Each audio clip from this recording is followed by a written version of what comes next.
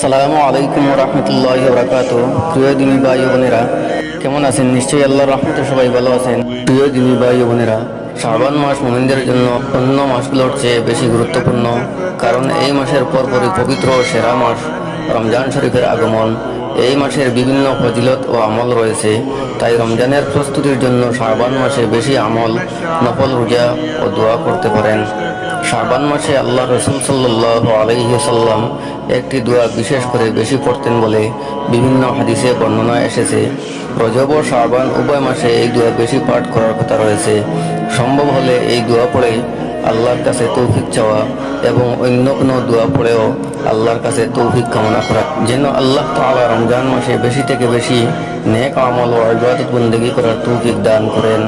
দোয়াটি হচ্ছে, আল্লাহুম্মা বারিক লানা ফি রজব ও শাবান ওয়া বাল্লিগনা রমাদান। আল্লাহ তাআলা আমাদেরকে আমল করার তৌফিক দান করুন। সবাই ভালো থাকুন, সুস্থ থাকুন। এই প্রত্যাশায় আজকের মতো এখানেই বিদায় নিচ্ছি। আসসালামু আলাইকুম ওয়া রাহমাতুল্লাহি ওয়া বারাকাতুহু।